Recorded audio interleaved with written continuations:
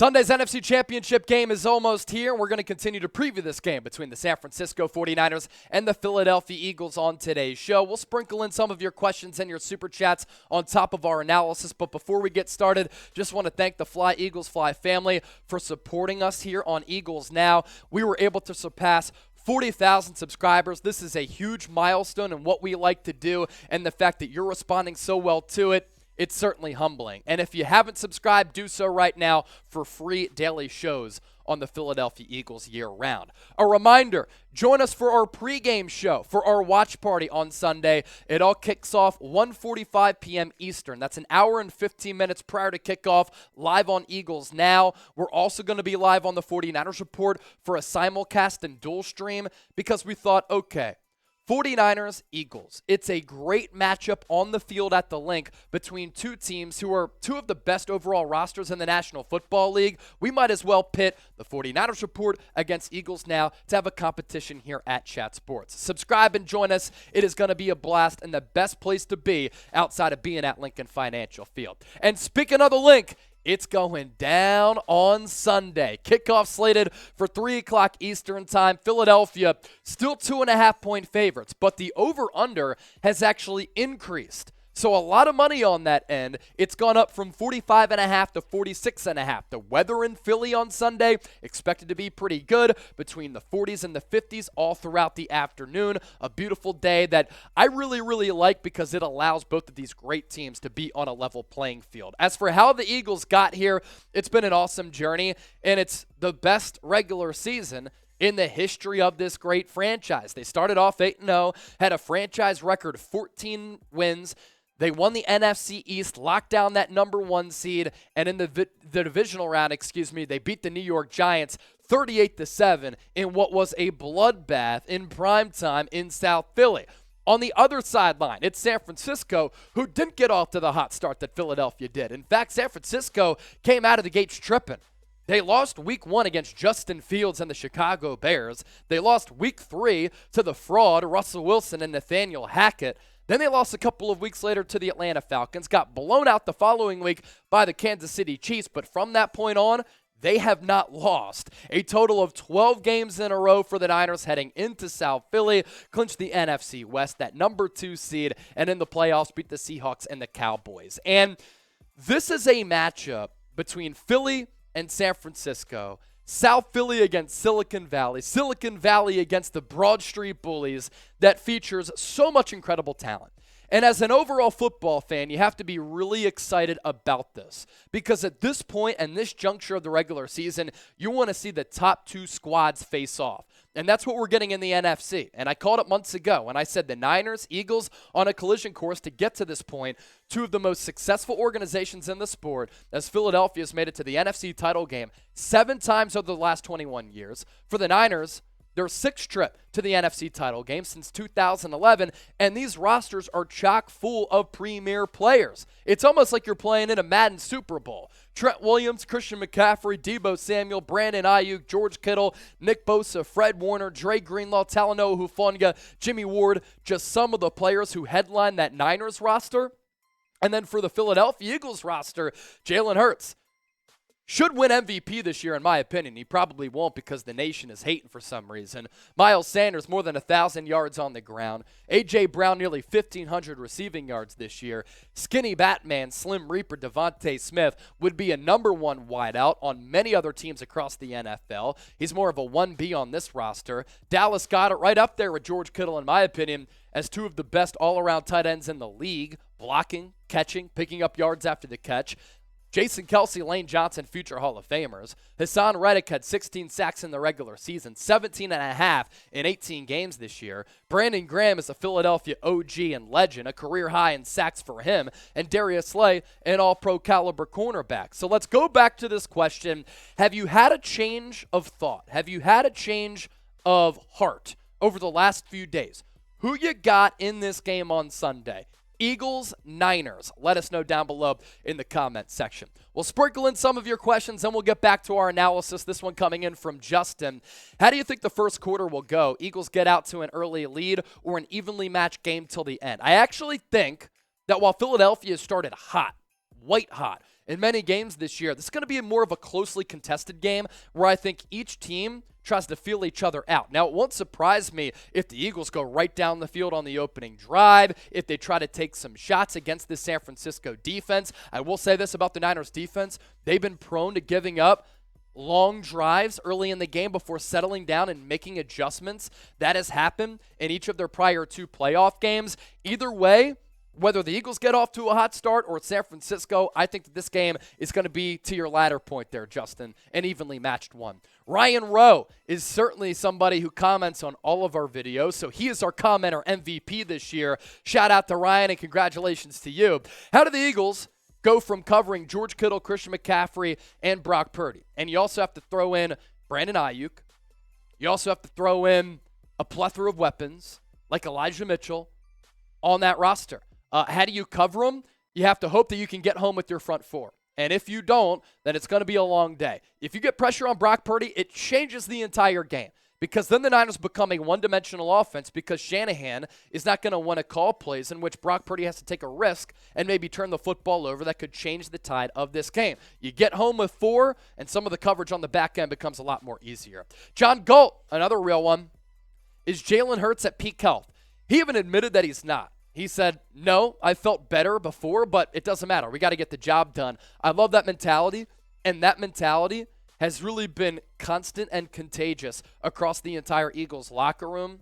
Well, Carson Wentz wasn't as a leader. Jalen Hurts is as a leader, and he's really put together quite a special performance this year as a leader and as a player.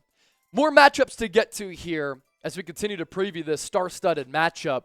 I'm looking at how this Eagles offense can fare against this Niners defense. You can make the argument Eagles offense is the best in the NFL, and San Francisco has the number 1 defense in the NFL.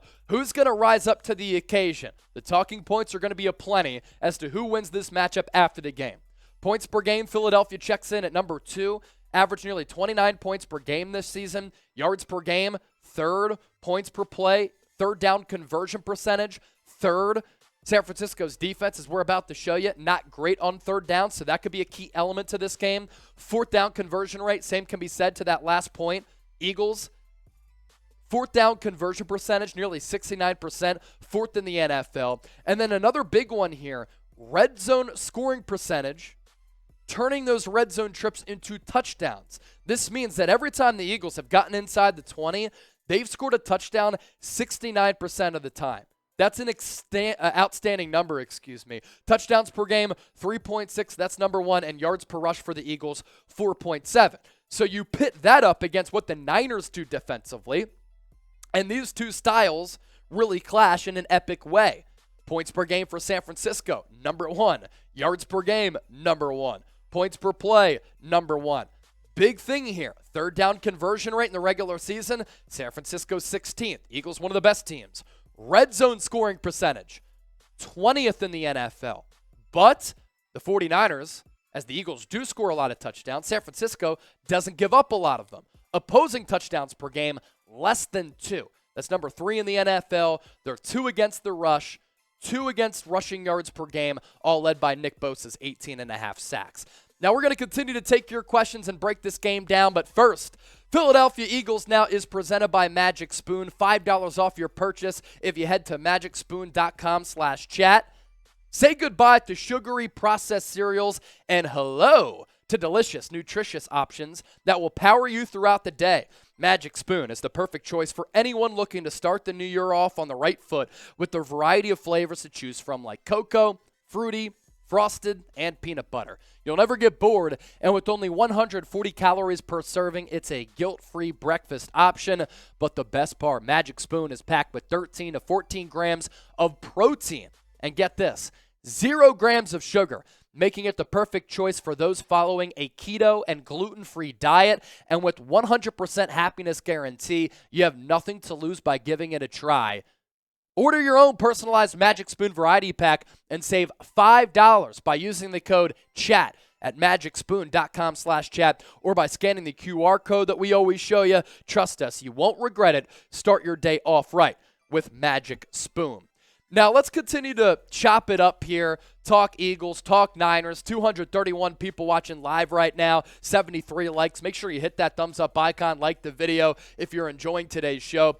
Telling Eagles defensive stats because this is a Niners offense that is also very good. During their 12-game tear, they're averaging more than 30 points per game. Nick Sirianni made it a point to let this be known when he was asked about Jonathan Gannon after that game last week against the Giants, and he said, look, Jonathan Gannon is a great defensive coordinator. I don't understand the hate here. First in pressure rate, first in yards per play, first in passing defense, first in yards per pass attempt, first in tackles for loss, and first in opponent negative plays. And while those numbers are great, Jonathan Gannon and his defense have to pass the eye test in this football game.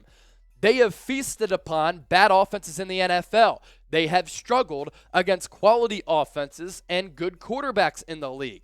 So Jonathan Gannon, the numbers are great, but if the 49ers thrash you, a lot of those talking points and the criticism of you will come back if the Eagles go down in this game. So I've made it be known that I have a lot of keys to the game here between Philly and San Francisco. What's your biggest key to the game? Let us know once more down in the comment section. Let's go next to Anthony Byers. Who do you think is the best matchup for the Eagles in the Super Bowl? I think that they could beat Cincinnati. I think they could beat Kansas City. I don't really fear those AFC teams all that much because the Eagles have the similar formula of what happened and what worked well against Cincinnati and Kansas City. What is it? A pass rush. Last year, Joe Burrow was sacked, the most times in Super Bowl history. Patrick Mahomes the year before was pressured the most times in Super Bowl history. What do the Eagles do well? They generate a pass rush. Busch Gardens fandom. Busch Gardens, great spot, by the way. What do we feel about Hurts' arm? I thought it looked good against the Giants. He ran the football a lot. He took some hits. I thought it was a really good sign when he went to wind up late in the game, and as his arm was coming forward like this, the ball wasn't coming forward, but his arm was coming forward, he got hit and his arm dragged down. No lingering injury issues to that shoulder. That's a great sign for Jalen Hurts. Next one coming in from L.A. How the hell is Brandon Graham not even a finalist for Comeback Player of the Year when all the finalists played last year? What did they come back from? Brandon Graham torn Achilles, out of season, returns with a career year. Make it make sense. LA, I want to make it make sense, but it doesn't make sense. Brandon Graham should be a finalist. Guy's 34 years old, coming off the torn Achilles, got hurt against, the Niners in week 2 last year. Basically missed the entire season to come back from a torn Achilles, the worst injury pretty much that you can suffer outside of something like catastrophic neck or head. To come back at 34 years old, have a career high in sacks, and not be a comeback player, that's wild. Like, Geno Smith, I understand a lot of people would have left him at the bus stop. And he had a good year this year. But the Seahawks faltered down the stretch, whereas BG was a critical component. Now, Saquon Barkley didn't play a lot the last couple of years. McCaffrey played in 16 total games the previous 2 seasons, and this year had nearly 2,000 all-purpose yards, but BG should be on there ahead of Geno Smith. Anthony Byers with another one. Who do you have as the X factor for this game? I got the Eagles offensive line holding up against the Niners defensive line. That's pretty good. Eagles offensive line, if they win that matchup against the Niners defensive line, they can simply win this football game. If they get owned and they get beat up, then the Eagles can win. Another X factor, Dallas Goedert. If Avonte Maddox can play, he's an X factor. C.J. Gardner-Johnson lined up against some of the Niners receivers as well as potentially Dallas Goedert, also huge. How can the Eagles also run the football, and will they be able to run the football after compiling nearly 270 rushing yards last week against the Giants against the Niners, who are one of the better rushing defenses in the NFL? Let's see. L.A., another one. And it goes along the same lines as BG. What about the disrespect from the AP? Snub City for Comeback Player of the Year to Coach of the Year consideration, Defensive Player of the Year, and MVP. Yeah, Jalen Hurts should be an MVP candidate in anybody's book. Hassan Reddick finished second in the league in sacks to only Nick Bosa. And if his name was Micah Parsons, he might have won the award. Coach of the Year for Nick Sirianni to not be named a finalist, that's a crime. I understand that he might have a talented roster, but nobody really expected the Eagles to be the number 1 seed in the NFC, to set a franchise record for wins in a season in franchise history. Number 1 seed, NFC East Championship, the number 1 record in the NFL. Like, come on, Nick Sirianni's not a finalist? That's a joke. Pete Clark, I think the Eagles are overrated. I don't think they're overrated, nor do I think the Niners are overrated. I think both are properly rated by those who know the game of football. And if you know the game of football, you know that these two teams are two juggernauts, and that's why they're still alive as the last two teams in the NFC. Anthony Byers, last question here. Do you think that Brock Purdy is due for a mistake or two in this game? Score prediction, I got 24-17 Eagles. Brock Purdy is due for a mistake, and he's due for a clunker. Oftentimes at Iowa State, he did have a lot of clunkers when he was there and made some baffling turnovers and interceptions. But Kyle Shanahan has schemed things up in a beautiful way for him to keep him away from making some of those turnovers. But he's only thrown 3 interceptions in 3 games, and I will say this, he's thrown some interceptable balls as well. So could the Eagles produce some turnovers? That could be big. Predict the score, Eagles, San Francisco. I said earlier in the week, Niners by 3. I've gone back and forth for the last couple of weeks and all throughout this week. I understand, man. I think it's going to be a great game either way. You want to rip me and type F Chase, that's all good at the end of the day. That is going to be my final score prediction, and we'll see how it plays out. I expect it to be pretty epic.